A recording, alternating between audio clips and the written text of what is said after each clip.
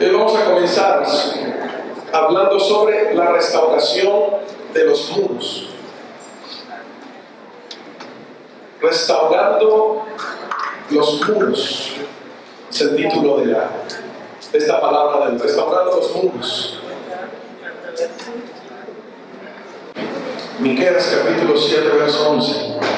La cita donde nos hemos estado plantando allí. Ya usted sabe que el libro de Miqueas es real, ¿verdad? Sí existe. Por si nunca lo había notado en la Biblia, Miqueas existe. Profeta menor. En el capítulo 7, del verso 11.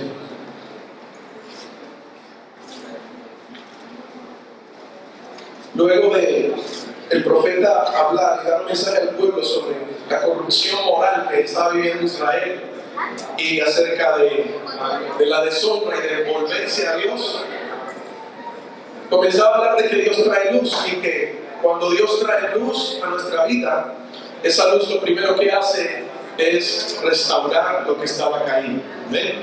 Entonces, por eso en el verso 11 comienza a hablar y a decir: viene el día en que se edificarán tus muros. Aquel día se extenderán los límites. Viene el día en que se edificarán tus muros. Aquel día se extenderán los límites. El profeta le estaba diciendo: siempre hay un tiempo y hay una temporada, y viene el tiempo, viene la temporada de restauración en que lo que estaba destruido comenzará a volver a levantarse. Amén. Y es la palabra de Dios hoy para tu vida. Llega tu temporada, llega tu tiempo en que lo que estaba destruido comienza a ser reedificado. Amén. El ministerio, relaciones, todo lo que vamos a ir aprendiendo a medida que vamos hablando de esta palabra, Dios va a comenzar a reconstruir, a arreglar lo que estaba dañado, inclusive lo que habías dado por acabado, por terminado, por finalizado. De pronto habías dicho, final no va más, pero Dios siempre tiene la última palabra. ¿Eh? Dios comienza a hacerlo de nuevo. Y al que está a su lado, Dios está dispuesto a hacerlo de nuevo. Porque Él no se ha cansado contigo. De pronto tu esposa ya se cansó de ti, pero el Señor no se cansa.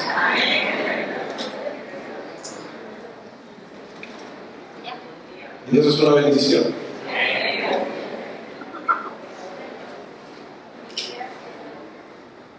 Para que las fronteras crezcan, los muros tienen que estar. ¿Por qué no se puede ensanchar? ¿Por qué no se puede crecer en todas las áreas de nuestra vida si los muros están derribados? Porque en la antigüedad se hace la comparación de esto en la palabra. En la antigüedad, las murallas alrededor de una ciudad representaban su protección. Los muros representan protección, representan confianza, representan seguridad. Y sin esa protección estaban expuestos a cualquier entrada de aquellas personas que venían a robar o a hacerles daño. Cuando nuestra vida no está totalmente restaurada, lo más probable es que nuestros muros estén o a medias, o estén debilitados, o estén agrietados, y cada vez que el enemigo quiere levantar a alguien o usar cualquier cosa externa o interna en nuestra vida para atacarnos, oprimirnos, siempre Él se sale con la suya. Pero cuando nuestros muros están levantados y son firmes y son fuertes, el enemigo no puede tocarnos. La palabra enseña que ¿quién es muro alrededor de nosotros? Cristo es muro alrededor de nosotros. Y cuando la palabra habla del día del mal, Él dice, que la palabra dice David, que en el día del mal Él nos ocultará en lo reservado de su morada, y sobre una roca Él nos pondrá en alto. Es Cristo nuestra roca que nos hace permanecer firme en medio de cada situación que vivamos en esta vida. ¿Amén? Y Él es nuestro muro. Él nos rodea para protegernos, para guardarnos de todo plan y de toda acechanza del enemigo, de todo método que Satanás quiere utilizar para apartarnos, para alejarnos y para oprimirnos.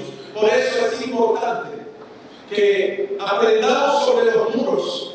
Y cuando te hablo de muros, no te estoy hablando de paredes, no te estoy hablando de esos que ves allí, que son físicos, te estoy hablando de muros espirituales que necesitan ser restaurados en áreas de nuestra vida para que podamos avanzar mucho más hacia el propósito de Dios y podamos vivir una vida en abundancia. Tristemente, vivimos para sobrevivir y no vivimos para disfrutar de la grandeza de Dios. No vivimos para disfrutar de la vida en abundancia que Jesús o que nos fue entregada a través de Cristo en la cruz del Calvario. Cuando entendemos lo que Cristo hizo en la cruz y lo hacemos parte de nosotros, comenzamos a vivir de una manera diferente a la que el mundo vive. Esos muros comienzan a ser levantados y comenzamos a recobrar la seguridad que desde un principio al hombre le fue entregada. En Génesis, en el capítulo 2, versos 15 al 17, dice la palabra: entonces el Señor Dios tomó al hombre y lo puso en el huerto del Edén para que lo cultivara y lo cuidara. ¿Para qué puso Dios al hombre en el huerto? Dos palabras importantes: para lo que lo cultivara y lo cuidara. Y ordenó el Señor Dios al hombre diciendo: de todo árbol del huerto podrás comer, pero del árbol del conocimiento del bien y del mal no comerás, porque el día que de él comas, ciertamente morirás. Cuando Dios puso a Adán en el huerto del Edén y le dijo que cultivara y cuidara el jardín, le estaba hablando de dos palabras importantes. La palabra hebrea para cultivar es abad, que significa trabajar. Así que si usted pensó que por causa del pecado estábamos trabajando, no es así. El hombre fue creado para trabajar. ¿Y para trabajar qué? Nótese que cuando Dios creó al hombre, no lo creó enseguida en el huerto. Él tenía una base sobre la cual el hombre iba a trabajar para establecer dominio y gobierno sobre toda la tierra. Ese lugar se llama ¿cómo? El huerto del Edén. El Señor hizo un huerto en el Edén y cuando lo hizo, luego colocó al hombre, cuando colocó las cosas en orden, Él creó al hombre y lo puso en el huerto y le dijo: tú vas a trabajar en el huerto. Y la otra palabra que añadió fue la palabra hebrea shamar, que significa cuidar. Esto literalmente significa poner un cerco de espinos alrededor. Cuidar significa poner un cerco de espinos alrededor, con el propósito de ¿qué? De proteger. El hombre trabajó el huerto, pero se olvidó de proteger el huerto. Tremendo, ¿verdad? Dios no solamente le había dicho trabajar, sino cuida. Ahora, representando esa naturaleza espiritual en nosotros, Dios no solamente quiere que descubras el propósito y camines el propósito, sino que guardes lo que Él te entregó. Y nos enfocamos más en conseguir, en hacer, en movernos, que en cuidar lo que el Señor nos ha entregado. Y cuando nos llenamos de trabajo, pero no cuidamos, dentro del trabajo, el enemigo se introduce, se mezcla para hacernos pensar que lo que hacemos es lo correcto. Y mientras más nos enfocamos en lo que nosotros pensamos que es lo correcto, al final no logramos obtener los resultados que anhelamos. Terminamos cansados, terminamos frustrados, porque nos movimos, pensamos que era lo correcto, cuando realmente no era así, porque no cuidamos el huerto. Jesús lo habla en una parábola, no sé si se acuerdan de esa parábola. La parábola que dice que hubo un hombre que tenía un huerto y al salir dejó a sus trabajadores cuidando el huerto, ¿verdad? Y luego empezó a hablar de la cizaña y el trigo. Si han leído eso, ¿verdad? Yo creo que eso está en la Biblia. Eso está en la Biblia. La cizaña y el trigo se llama trigo. Y él dice que los siervos se descuidaron, se durmieron en los labios, como dicen por ahí. ¿Y qué pasó? Vino el enemigo y cerró ¿qué? Cizaña. Ahora, hay un problema con la cizaña, y es que la cizaña se parece al trigo. La única diferencia es que es el trigo. Pero la cizaña se parece al trigo. Y es algo tan sutil que la única manera en que puedas determinar qué es cizaña y qué es trigo es el momento de la siega. Mientras tanto, la cizaña tiene que crecer con el trigo. Y es un doble trabajo. Porque en vez de trabajar, cuando tú no cuidas, trabajas el doble. Aquí conmigo, ¿verdad? Porque en vez de trabajar para recoger el trigo, tenían que arrancar los dos, el trigo y la cizaña, y después tenían que trabajar doblemente para poder determinar cuál era trigo y cuál era cizaña. Pero si ellos hubiesen cuidado, la única cosecha que hubiesen tomado sería la del trigo. Cuando no cuido lo que el Señor me ha entregado, tengo que trabajar el doble. Aquí conmigo. Amén. Y cuando ellos iban a arrancar, el Señor les dijo, no lo hagas, porque si arrancas la cizaña, ¿qué tal que te traigas el trigo? Entonces hay que esperar el momento de la siega para poder que eso crezca, y entonces cuando se recoja, el Señor apartará la cizaña del trigo. Es lo que va a pasar en los últimos tiempos. Cuando el Señor venga con la hoz a hacer la recolección de la cosecha, muchos que parecían trigo se darán cuenta que realmente eran cizaña. Tenían cara de trigo, pero su corazón era cizaña. ¿Por qué pasa eso? Porque nos dedicamos más a cultivar que a cuidar la presencia de Dios en nuestra vida. Todo lo que el mundo nos muestra en este tiempo nos lleva a consumir y a trabajar más. Y de esta manera, cuando nos enfocamos más en lo que el mundo nos está mostrando, trabajar, trabajar, trabajar, hacer, moverte, etcétera, etcétera, descuidamos lo que es realmente importante. Me acuerdo de cuando Jesús llega a la casa de María y Marta, ¿se acuerdan, verdad? De Lázaro. María sabía que era el momento de cuidar. Marta pensó que era el momento de trabajar, trabajar y trabajar. Y cuando se acerca a Jesús, Jesús le dice, Marta, cansada, turbada, preocupada estás con todos los quehaceres. Y es lo que nos pasa a nosotros muchas veces como iglesia.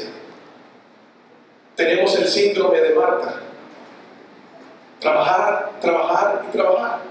Y no nos tomamos el tiempo para hacer una pausa en la vida, para cuidar, disfrutar lo que el Señor nos ha entregado, su presencia. ¿Cuántos hoy en día han descuidado al Espíritu Santo? Ahora, pastor, ¿el Espíritu Santo se puede descuidar? Claro que sí. La Biblia dice, no contritéis al Espíritu. ¿Qué significa contritar al Espíritu? Significa relegarlo, que pase en un segundo plano, que ya Él no es nuestra prioridad, sino lo que tenemos por delante. Y cuando Dios no es prioridad, cualquier cosa lo va a reemplazar. Entonces, cada vez que venimos a culto, tenemos un interés porque Dios nos habla, pero no queremos disfrutar de la presencia del Padre. Quizás estamos interesados porque el Señor nos haga un milagro, y no está mal, pero no debe ser la motivación. Nuestro propósito de estar aquí en la casa de Dios reunidos es disfrutar de la presencia de Dios. El resto, Él se encargará. Entonces, cuando tú solo cultivas pero no cuidas, ¿qué le pasó? Adán trabajó en el jardín, pero se olvidó de poner un cerco de protección no solo en el jardín, sino en lo que le había sido entregado. ¿Qué le había sido entregado? A él no solamente le había sido entregado Edén. ¿Qué más Dios le había entregado?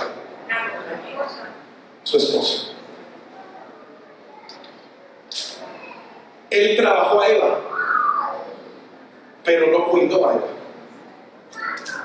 Y entonces, ¿qué pasó? Cuando no puso el cerco de protección, cuando no hizo ese shamar en su vida, dejó una puerta abierta para que la serpiente entrara y tentara a Eva. La Biblia enseña en el libro de Ezequiel que cuando Satanás fue enviado del cielo, ¿a dónde cayó? A la tierra. ¿Cómo se le escribe ahí? El huerto de Dios. ¿Usted nunca se ha preguntado eso? Porque la Biblia enseña y apareció la serpiente, pero ¿cómo entró? Entró porque no había protección, o podía haber una fisura, o el hombre no estaba lo suficientemente atento a lo que se movía en ese lugar. Porque así como el hombre tenía comunión con Dios, el hombre tenía el discernimiento, porque el hombre era más espiritual que natural, ¿sí o no? Entonces el hombre tenía el discernimiento, así como discernía que era Dios el que estaba allí, podía discernir también lo que no era de Dios. ¿Por qué no discernió en ese momento Eva que la conversación que estaba estableciendo no provenía de Dios? Por eso nos metemos mucho en problemas, porque pensamos que muchas veces lo que viene de parte de Dios y resulta que es de parte de la serpiente. Porque nos enfocamos más en trabajar que en cuidar la presencia. Y cuando tú cuidas la presencia, tú pasas tiempo con Dios. Y cuando pasas más tiempo con Dios que con los hombres, tú aprendes a identificar qué viene de Dios y qué no viene de Dios. Amén. Nos falta mucho ejercitar el discernimiento. Y cuando dejó la puerta abierta, la serpiente entró y tentó a Eva. Nada hubiese pasado si Adán hubiese obedecido la instrucción de no comer el fruto del árbol del conocimiento del bien y del mal. Pero en lugar de cerrarle la puerta a la serpiente, Adán también comió bajo la influencia de su esposa. Cuando tú entiendes la responsabilidad que Dios te ha dado, tú creas un cerco por encima de lo que los demás piensen. El problema es que nos dejamos guiar de todos menos de Dios. Y cada vez que Dios nos manda a hacer algo en obediencia, terminamos más escuchando la voz del hombre que la voz de Dios.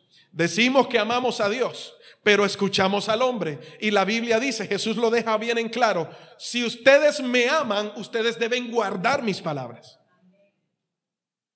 Si ustedes no guardan mis palabras, no me pueden amar.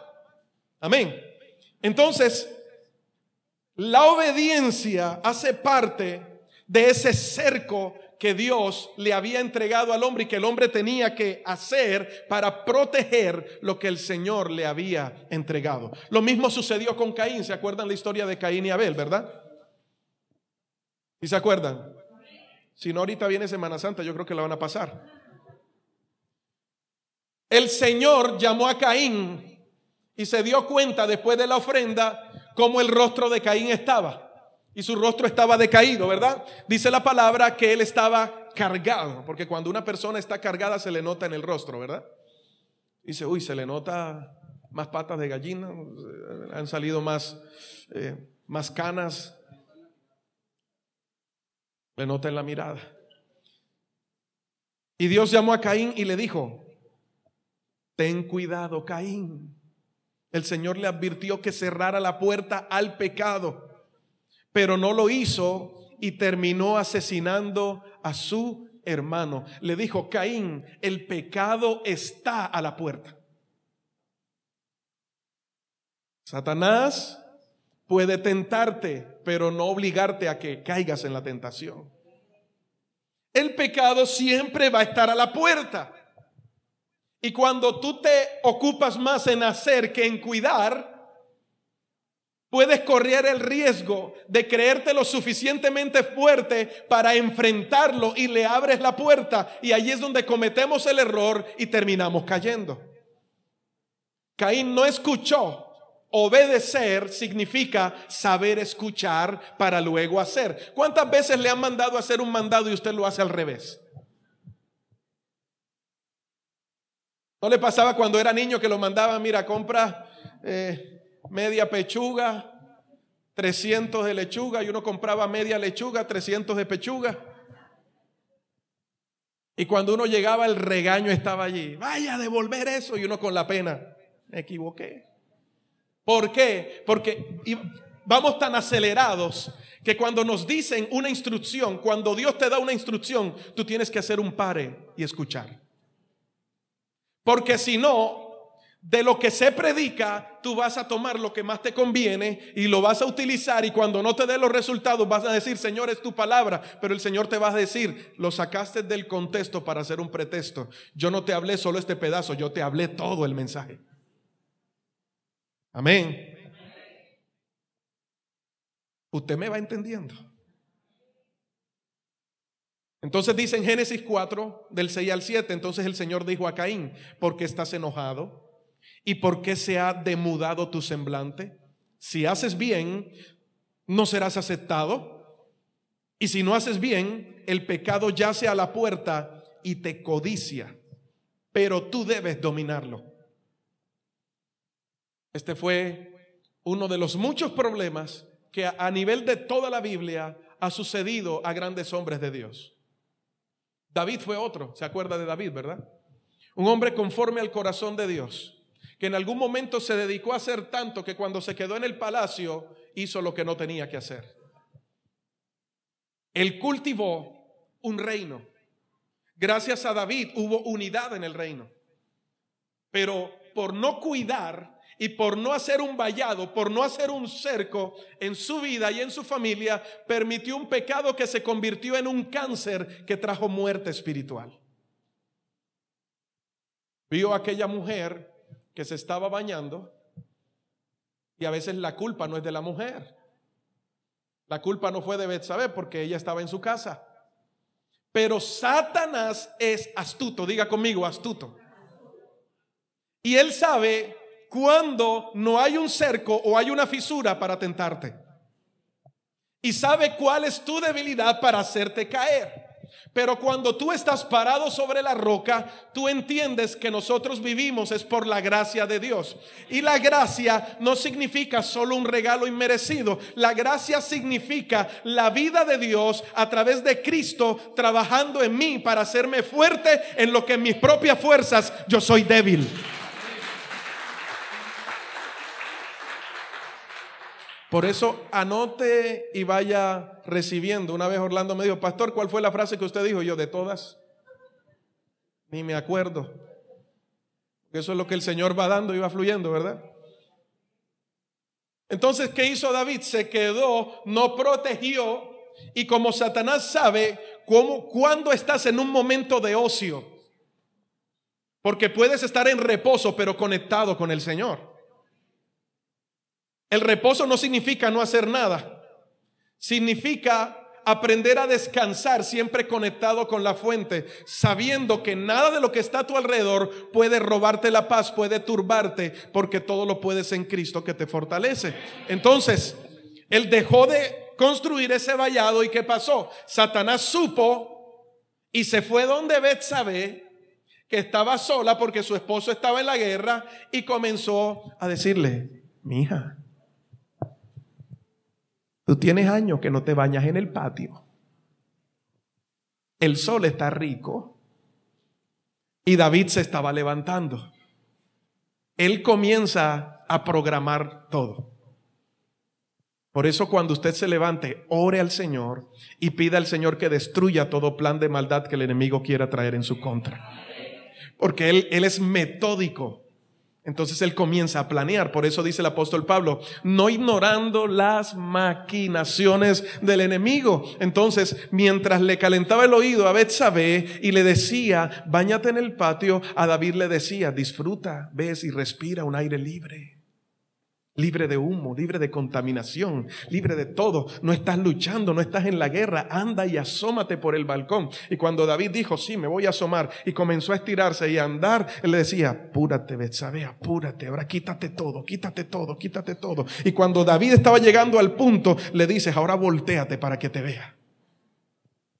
Se lo estoy recreando para que usted entienda cómo es la treta del enemigo para hacerlo a usted caer. Por eso cuando usted tiene problemas en su matrimonio, cuando usted tiene problemas en casa, él ya sabe que hay una fisura en el muro y comienza a crear una estrategia a tu alrededor para que puedas caer. Entonces, cuando llegas al trabajo, discutiste en la casa con tu esposo, cuando llegas al trabajo aparece el super trabajador, el muy buen amigo que te dice, oye, qué linda te ves hoy, qué linda estás hoy, y te lucen esos aretes. Así se le esté cayendo la oreja, pero comienza a decirle, te lucen esos aretes, te ves hermosa, tu esposo debe estar contento contigo, y tú se comienzas a decir por dentro, si supieras. Comienza el enemigo a montar la estrategia y dice, ya cayó, porque ya prestó su oído. Pero si estuviera bien en casa, lo primero que va a decir, muchas gracias, y se va. ¿Por qué? Porque no va a prestar sus oídos, porque tiene un vallado a su alrededor. Por eso, ¿cuántos esposos hay aquí? Hombre, si tú trabajas en casa pero no haces un vallado, tú tienes problemas. Vas a permitir que la serpiente llegue y va a suceder lo que pasó en un principio.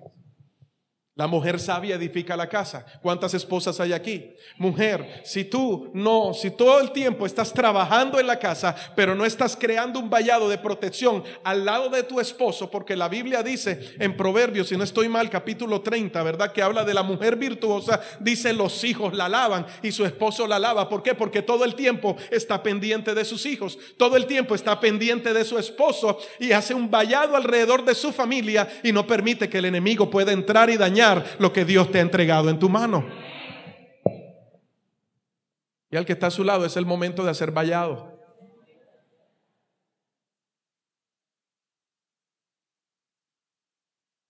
Esto es tremendamente maravilloso. Cuando te enfocas tanto en trabajar y en proveer para la casa y no le dedicas tiempos a tus hijos, tú estás cultivando a tus hijos, pero no estás cuidando lo que el Señor te entregó. Entonces tus hijos comienzan a aprender lo que no deben aprender afuera, porque adentro de la casa no tienen un maestro que les enseñe. Los haces crecer, pero el fundamento lo puso otro y no lo colocaste tú. Entonces queremos que el pastor críe a nuestros hijos. Queremos que los maestros de escuela dominical le enseñen a nuestros hijos, cuando el primer maestro tiene que ser tú en tu casa. Tus hijos tienen que ser tus primeros discípulos. Amén. Así que si tu esposa no te sigue, si tu esposo no te sigue, si tus hijos no te siguen, hay un gran problema. Mucho trabajo, poco vallado, trae grandes consecuencias. Y David cayó en el momento, mandó llamar a Betsabé, se acostó con ella y luego la mandó para su casa como si nada hubiese pasado. Y ese es el problema.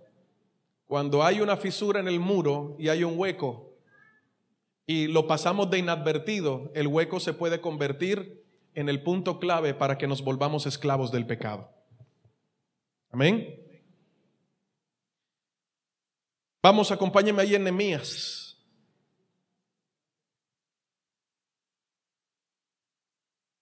Nehemías, el capítulo 2.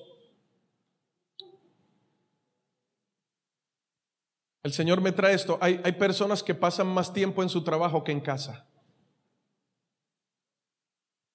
Trabajas 20 horas al día, le dedicas una a tus hijos y a tu familia y las otras 3 son para dormir.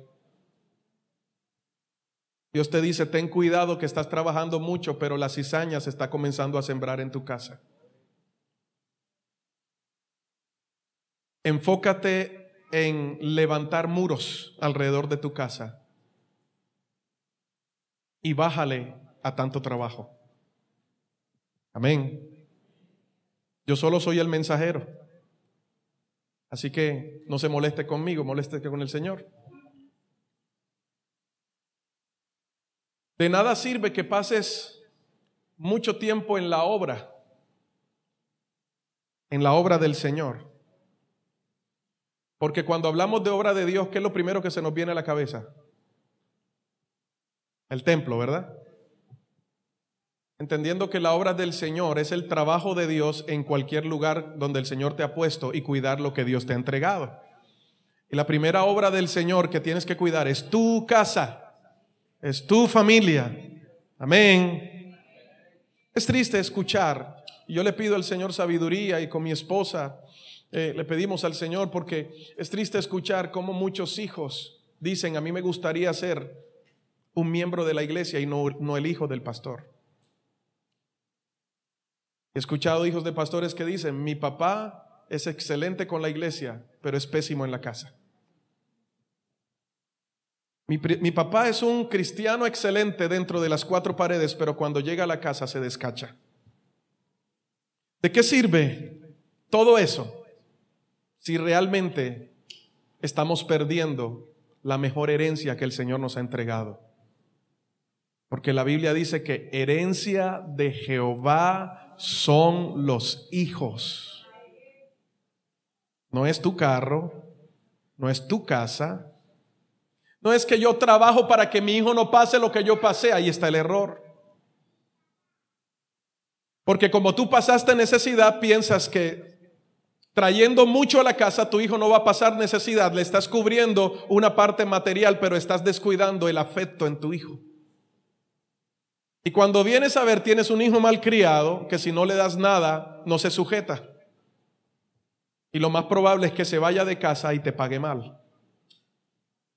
Ahorita vamos a ver ciertos puntos en nuestras vidas que el Espíritu Santo de Dios quiere restaurarnos para que no caigamos en esa excusa. Yo no quiero que mis hijos pasen lo que yo pasé, y terminan pasando y algo peor que lo que nosotros pasamos. Porque tratamos en nuestras propias fuerzas de cerrar fisuras cuando no permitimos que sea Dios mismo quien trabaje en nosotros. Amén. Entonces, Nehemías capítulo 2, acompáñeme allí. El tiempo va volando. Yo creo que va a quedar en primera y segunda parte. Nehemías capítulo 2. Habla sobre un gran líder que solamente comenzó su liderazgo cuando empezó a entender la necesidad que había en Jerusalén. Y esa necesidad era que Jerusalén, o la gente que estaba en Jerusalén, se encontraba viviendo entre ruinas. A tal punto que se habían acostumbrado a las ruinas. Y no había nadie que se levantara para restaurar lo que Jerusalén una vez fue. Todos buscaban su propio provecho, trabajaban en pro de sentirse bien, pero nunca se satisfacían, y todo lo que recogían, dice la palabra en Ageo capítulo 1, lo echaban como en saco roto. ¿Por qué? Porque habían descuidado lo que era realmente importante. El comer, el vestir y el vivir en un buen lugar es bueno, pero no es lo más importante. Amén. Y a veces nos enfocamos tanto en cambiar de lugar, cambiar de estatus, cambiar de estrato, y nuestra vida sigue siendo la misma. No se trata de lo físico, iglesia. Se trata de lo espiritual. Si tú prosperas, si tu alma prospera, todo lo demás va a prosperar. Entonces dice Nehemías capítulo 2. Ya lo tiene allí. Desde el verso 11. Llegué pues a Jerusalén, y después de estar allí 3 días me levanté de noche, yo y unos pocos varones conmigo, y no declaré a hombre alguno lo que Dios había puesto en mi corazón que hiciese en Jerusalén, ni había cabalgadura conmigo, excepto la única que yo cabalgaba. Y salí de noche por la puerta del valle hacia la fuente del dragón. Después de que hablemos de los muros, vamos a hablar sobre la restauración de las puertas. Y a la puerta del muladar. Y observé los muros. ¿Qué observó? Mira lo que observó: los muros de Jerusalén que estaban derribados y sus puertas que estaban consumidas por el fuego. Pasé luego a la puerta de la fuente y al estanque del rey, pero no había lugar por donde pasase la cabalgadura en que iba, Y subí de noche por el torrente y observé que, fíjate que él tenía su mirada puesta ¿en dónde? En el muro, ¿verdad? Y di la vuelta y entré por la parte del valle y me volví. Y no sabían los oficiales a dónde había ido, ni qué había hecho, ni hasta entonces lo había declarado yo a los judíos y sacerdotes, ni a los nobles y oficiales, ni a los demás que hacían la obra. Les dije pues, vosotros veis el mal en que estamos, que Jerusalén está desierta, sus puertas consumidas por el fuego. Venid y edifiquemos ¿qué? El muro de Jerusalén, y no estemos más ¿en qué? En oprobio. ¿Por qué el cristiano anda en oprobio? Porque sus muros están destruidos. El oprobio viene como resultado, la opresión viene como resultado de muros destruidos o de fisuras en el muro. Y la opresión de Satanás muchas veces va a traer insomnio, va a traer preocupación, va a traer jaquecas y fuertes enfermedades a tu vida que son productos del estrés. El estrés es simplemente la opresión del enemigo en este tiempo para no dejarte vivir en paz. Y cuando no hay muros a nuestro alrededor, perdemos toda confianza y no podemos vivir en completa paz y en completa tranquilidad. Entonces Nehemías se levanta y comienza el trabajo. ¿Y qué fue lo primero que Nehemías hizo para restaurar los muros? Y allí comenzamos a nombrar algunos puntos. Primero, usted lo puede anotar. ¿Qué es lo primero? ¿Qué fue lo primero que hizo Nehemías para restaurar los muros? Primero, observó y evaluó. Observación y evaluación. Él aprendió a identificar. Nehemías nunca había estado en Jerusalén. Usted ha leído el libro de Nehemías, ¿verdad? Él nació en cautiverio. Él estaba en Susa, la capital del reino de Babilonia. Allí estaba él sirviendo como copero del rey.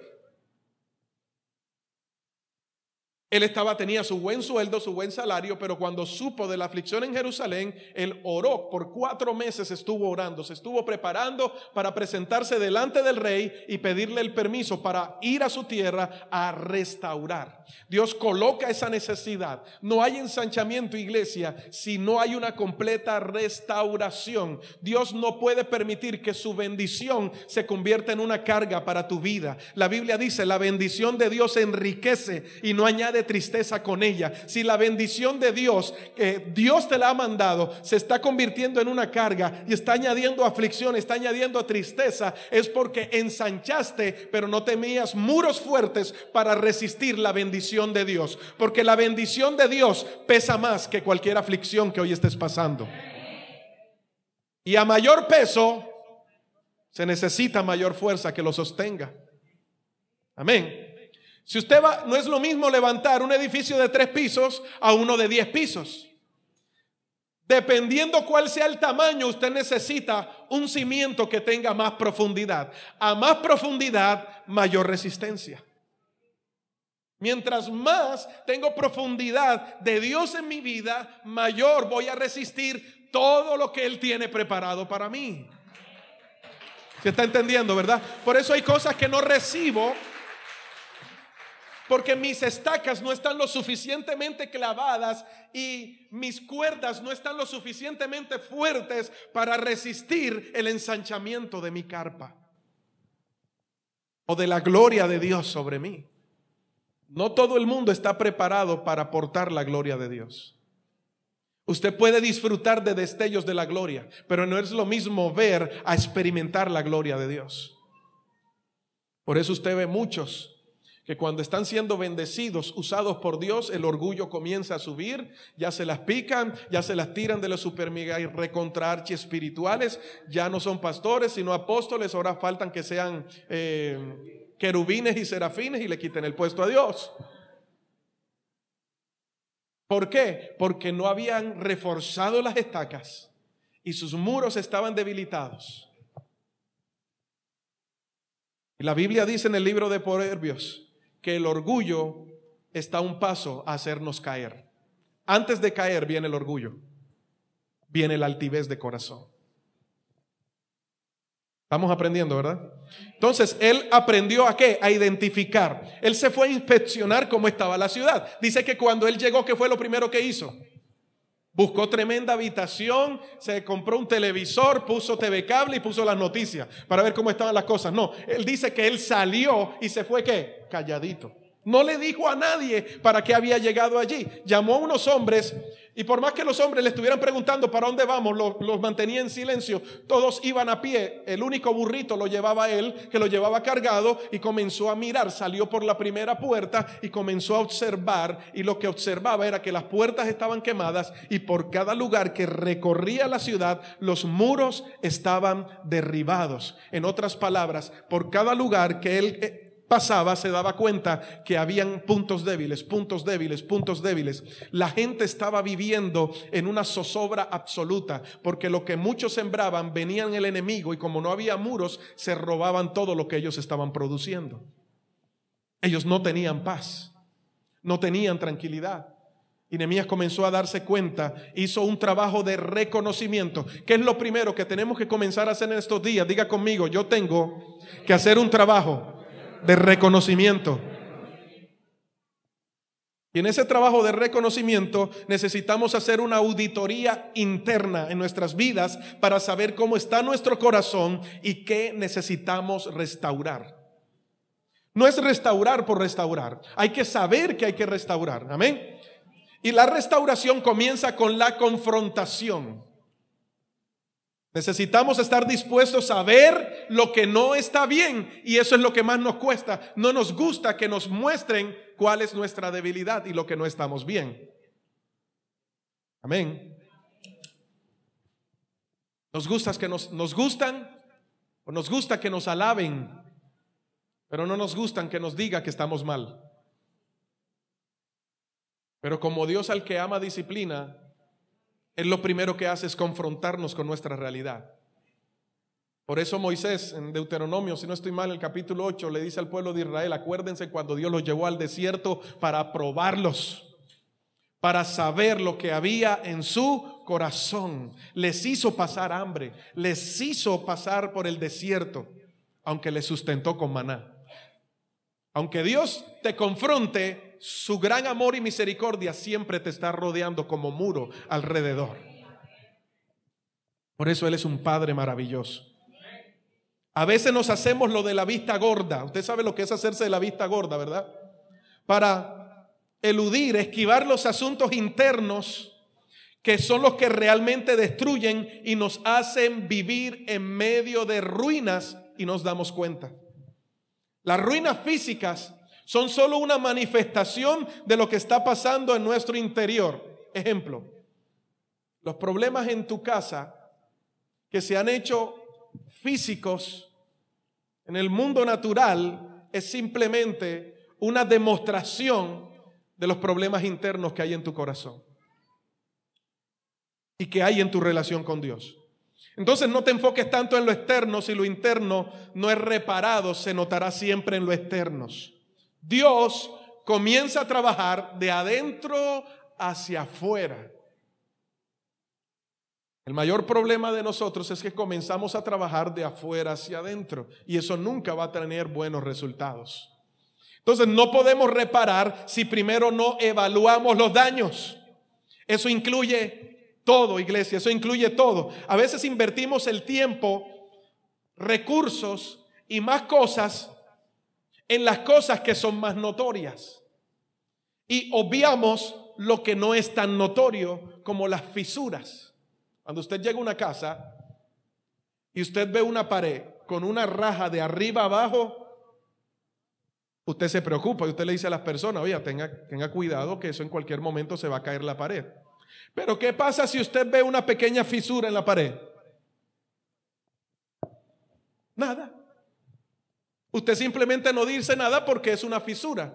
Y cuando se da cuenta, la casa está llena de fisuras. Y todo comienza por algo pequeño. Eso pequeño, al pasar el tiempo, porque escúcheme bien, el peor consejo que usted le puede dar a alguien, uno de los peores consejos que usted le puede dar a alguien, es decirle: tranquilo, que el tiempo ayuda a sanar las heridas. Eso es mentira.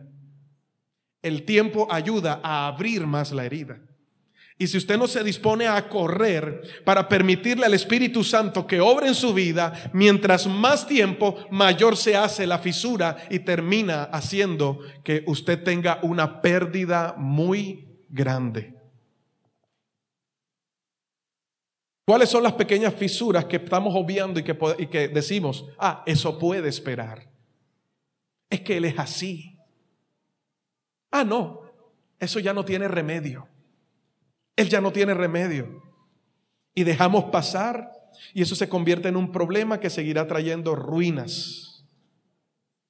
Iglesia, Dios a partir de hoy quiere que no dejes pasar absolutamente nada y que pueda haber una restauración completa. Dios lo que hace nuevo, lo hace nuevo y perfecto. Por eso no entiendo cómo en nuestro caminar cristiano seguimos reincidiendo y cayendo siempre en lo mismo, en lo mismo, en lo mismo, en lo mismo. Porque nos convertimos en personas que no trabajan y que no cuidan para prevenir. No nos convertimos en aquellas personas que prevén y previenen, sino en personas que corrigen. Hay un problema cuando tú solamente corriges y no previenes. Te toca siempre un doble trabajo. Amén. Entonces, 1 Corintios capítulo 11, verso 27 al 31, dice la palabra. Lo voy a leer en la Nueva Traducción Viviente. Dice: por lo tanto, cualquiera que coma de este pan o beba de esta copa del Señor en forma indigna es culpable de pecar contra el cuerpo y la sangre del Señor. Por esta razón, dice, cada uno debería ¿qué? ¿Lo está leyendo conmigo? Ya se volvieron flojos. Si no les aparece en el televisor, no leen. Búsquenlo ahí en su celular. Cada uno debería examinarse a sí mismo. Otra versión dice: pruébese cada uno a sí mismo antes de comer el pan y beber de la copa. Pues si alguno come el pan y bebe de la copa sin honrar el cuerpo de Cristo, come y bebe juicio de Dios sobre sí mismo. Está hablando de la cena, pero está hablando acerca del cuerpo de Cristo. O sea, está hablando de la vida en Cristo. Y te dice, cuando tú participas de la vida en Cristo, tú tienes que hacer un examen introspectivo en tu vida. Tú tienes que comenzar a examinarte a ti mismo. Pruébese cada uno a sí mismo, dice la palabra de Dios. No vaya a ser que estés honrando al Señor indignamente, estés participando de la comunión con Cristo indignamente. Y cuando eso pasa, entonces usted comienza a decir: ¿y por qué me enfermé y no encuentran nada? Esto es raro. Yo me enfermo 2 veces al año. Me enfermo el primer semestre y me enfermo en el segundo semestre. No se ha preguntado, ¿es normal que usted se ande enfermando todo el tiempo? Entonces dice, esa es la razón por la que muchos de ustedes, 1, son débiles, y 2, están enfermos, y 3, y algunos inclusive han muerto. Ya ve todo lo que acarrea el no probarse a sí mismo, el no examinarse a sí mismo. Segunda de Corintios capítulo 13 verso 5 dice: examínense para saber si su fe es genuina. Pruébense a sí mismo. Sin duda saben que Jesucristo está entre ustedes. De no ser así, ustedes han reprobado el examen de la fe genuina, decía Pablo a los Corintios. Entonces, el primer punto es ¿qué? ¿Cuál es el primer punto? Observación y ¿qué? Evaluación. El segundo punto, aprendiendo a identificar. Aprendiendo a identificar. ¿Qué hay que aprender a identificar? Primero, hay que saber cuál es la raíz de todos los problemas. Para restaurar hay que ir a la raíz. Ahora que veo a mi hermano, me acuerdo de los médicos. Cuando tú estás enfermo y vas al médico, ¿qué es lo primero que te preguntan? ¿Qué es lo primero que averiguan? ¿Y qué? ¿Quién en tu familia sufre de esto? ¿Verdad? Porque ustedes comienzan a averiguar quién en la familia en algún momento le dio cáncer, y como tengas algún familiar así sea lejano que te dio cáncer, dice: no me gusta lo que veo. Los médicos que Dios ha traído aquí son diferentes, ¿verdad? Tienen fe. Entonces hay que ir a la raíz. Conocer qué fue lo que causó la ruina es importante. Es necesario ser evaluados para poder conocer cuál es la raíz del problema, iglesia. Identificar, aprender a identificar para resolver. Yo tengo una consigna y me gusta colocarlo siempre: para estar bien tenemos que ponernos de acuerdo en lo que está mal. ¿Cómo decimos que estamos bien cuando realmente estamos emproblemados? Hace poco se arregló la carrera 38. Pero ¿cuánto duró la carrera 38 dañada? Desde la 80 hasta la circunvalar. 10 años, ¿verdad? Ahora, ¿cuál era el problema? Porque eso siempre lo arreglaban. ¿Cuál era el problema? Ellos invertían y al rato volvían a arreglar y al rato, hasta que tuvieron que cerrar, hacer un estudio y se dieron cuenta de cuál era el problema. ¿Cuál era el problema? El suelo. Comenzaron a edificar sobre todo ese terreno. ¿Y qué pasó con esas casas? Entonces fue grande más la inversión, porque además de que no les habían terminado de pagar sus apartamentos, ellos tuvieron que pagarle a la gente para comprar otros apartamentos y poderlos indemnizar.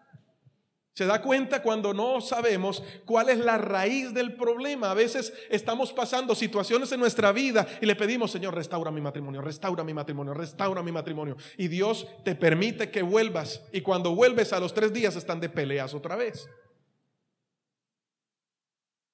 ¿De qué sirve de que Dios te haga volver si vas a destruir lo que Él ya te está entregando? Entonces, tu oración debe ser: Señor, muéstrame ¿qué es lo que está llevando a que mi hogar se esté destruyendo? Y cuando Dios te muestre, tienes que estar preparado para que Dios te revele que el problema eres tú.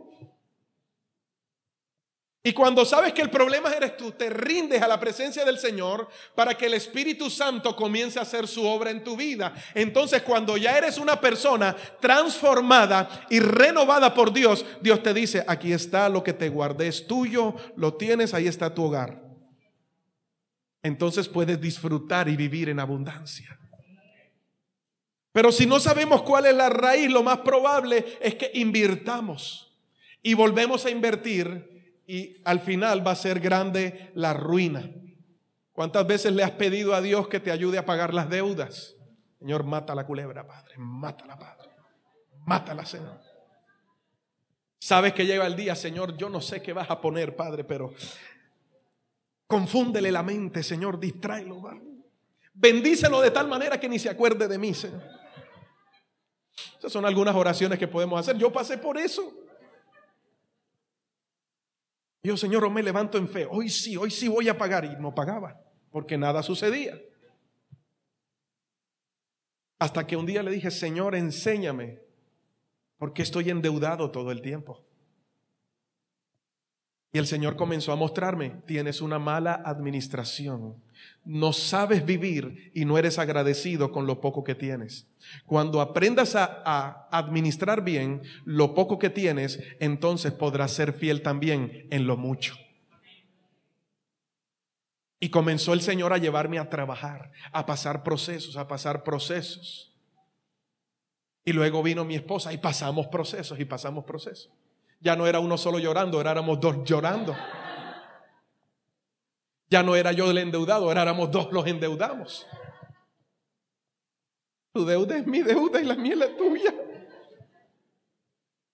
Hasta que entendimos el plan de Dios y nos fuimos a la raíz. Entonces, ¿cuál es el problema de nosotros? Muchas veces ganamos un sueldo y nos endeudamos 3 veces más de lo que ganamos, porque nunca estamos conformes con lo que tenemos. Y nos hemos inyectado la filosofía del mundo que para tener hay que endeudarse, cuando Dios es un Dios de provisión. Entonces ahora, cuando tenemos, Dios nos permite, podemos disfrutar. Cuando no, hay que apretarse, hay que quedarse quieto, ¿verdad? Por más mujer, por más lindo que esté el bolso y te pegue con las uñas de los pies, disfruta el otro que parece un saco fique allí, pero disfrútalo mientras tanto. Dale gracias a Dios por ese saco de fique que tienes ahí para que puedas tener ese bolso último modelo. Amén. Ay, no, pero es que, ay, no. Y al mío se me dañó, no tengo ropa, no tengo ropa, no tengo ropa. Y usted le habla y tiene como 50,000 docenas de... Ay, pero es que ese ya me lo puse en diciembre del 2010. Ajá. Un hombre es más descomplicado, ¿verdad? Los mismos 3 pantalones, el mismo par de zapatos y la misma camisa. Y cuando se envejece, para eso ahí está el iris, ¿sí o no? Que nos ayuda a restaurar las prendas delicadas. Bien, entonces hay que identificar cuál es la raíz, identificar qué es lo que está, identificar qué es lo que está en ruinas en nuestra vida. Entonces, estamos dentro de saber identificar. ¿Qué tenemos que identificar? Primero, ¿cuál es la raíz del problema? Segundo, identificar qué es lo que está en ruinas en nuestra vida. Nehemías identificó 4 cosas. ¿Cuáles fueron las 4 cosas que identificó Nehemías? Se dio cuenta que los muros estaban en ruina, se dio cuenta que las puertas estaban quemadas, se dio cuenta que el templo estaba destruido y se dio cuenta que las casas no eran las mejores. Pastor, ¿cómo identificamos las ruinas? Cuando hablamos de ruinas, nos referimos a destrozos, perdición, decadencia, algo que no prospera, que no produce fruto, algo que es estimado como pérdida. Todo eso significa ruina. Algo que no te deja crecer, que no te deja avanzar, que no te deja producir. Todo eso es estar en ruinas. Y cuando hablamos de ruinas en nuestra vida, estamos manifestando áreas en nosotros que están destruidas, acabadas, muertas, destrozadas, en pérdida total, sin esperanza. Áreas en nuestra vida que nos han llevado a estar condenados bajo burla y bajo esclavitud. Entonces, cuando hacemos un repaso general de nuestra vida, comenzamos a darnos cuenta que es lo que hay fisuras en nosotros. Y voy a terminar con estas preguntas para dejar aquí la primera parte. Para que usted pueda identificar, y présteme mucha atención, deje lo que está haciendo, présteme mucha atención a estas preguntas, porque usted comenzará a identificar qué ruinas hay en su vida. Entonces, nos deberíamos hacer algunas preguntas para darnos cuenta. ¿En qué áreas de nuestra vida los muros están destruidos? Y Dios necesita comenzar a trabajar. Entonces el Señor me llevaba, primero, los muros emocionales. Tenemos ruinas emocionales en nuestra vida personal. ¿Cómo sé que tengo ruinas en mi vida emocional?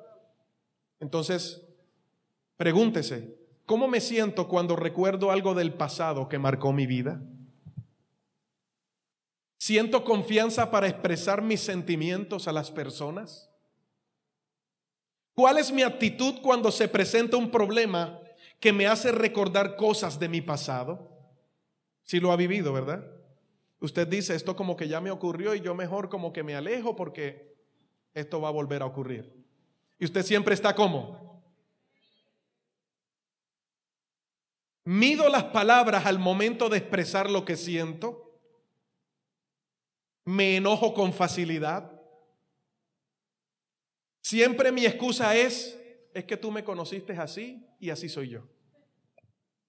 Es que así soy yo. Así me hizo Dios. Contento y enamorado. No, así no te hizo el Señor. ¿Qué palabras están siempre en mi diario hablar? Me ofendo, soy ofendible, me ofendo con facilidad. Cualquier cosa cuando hablan y me miran, ya digo, eso es para mí. Están hablando de mí. ¿Quién sabe? Ya me lavaron y me tendieron. Tengo la oreja roja. Sufro de persecución. Soy rápido para reaccionar ante algún conflicto. Me enojo rápidamente. Y siempre termino lo que comienzo o lo dejo a medias. Cuando alguna de estas preguntas sea así, Señor, sea algo positivo, usted iba respondiéndose, no, espero que vaya respondiéndose. Oye, sí, no peleé ni una. Si usted hizo esta evaluación, quiero decirle que usted tiene una fisura en su muro. No tiene una fisura, tiene su muro abajo. Otro. Muros en las relaciones, ruinas en las relaciones con otros. Entonces usted comienza a preguntarse, ¿cómo están mis relaciones? ¿Me cuesta entablar una amistad con otras personas? ¿Soy más rápido entablando una amistad con mi perro que con la gente? Que usted se ría, así es. ¿Soy capaz de recibir críticas? ¿Cuál es su actitud cuando usted lo critican?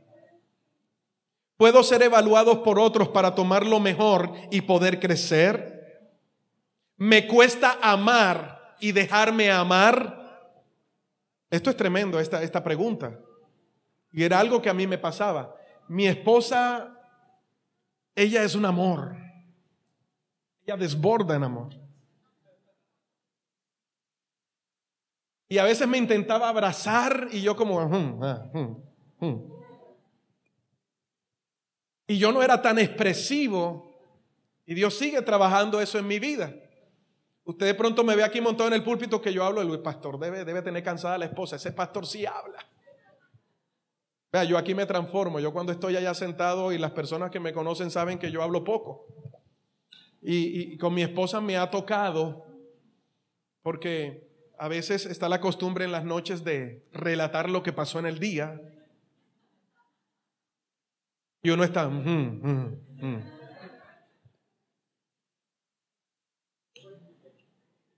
Entonces me ha tocado aprender a expresarme, gracias a Dios, porque Dios la ha utilizado para enseñarme. Pero cuando cuando tú eres reprimido en eso y no te dejas amar, hay gente que va a abrazar y no sabe dar un abrazo. Mire, cuando a mí me tocó ir a Argentina y prediqué, cuando yo entré a la iglesia me saludaron de beso y yo me quedé así.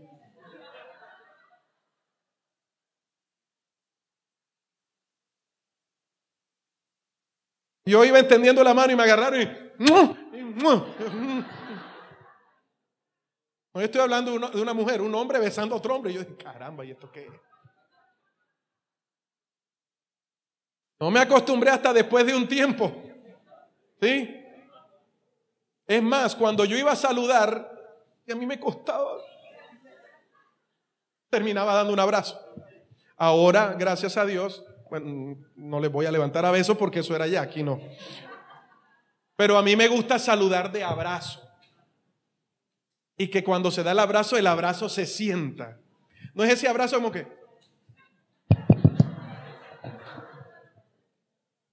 Porque somos duros. Y cuando hay dureza en nuestro corazón, tenemos un problema. No hay muros de amor, porque la Biblia dice que el perfecto amor echa fuera el temor. Y cuando no tenemos esos muros de amor que nuestro Padre nos muestra, somos duros para demostrar ese amor. Y muchas veces no nos vamos a sentir amados por Dios. Y si no nos sentimos amados por Dios, no nos sentimos amados por la gente.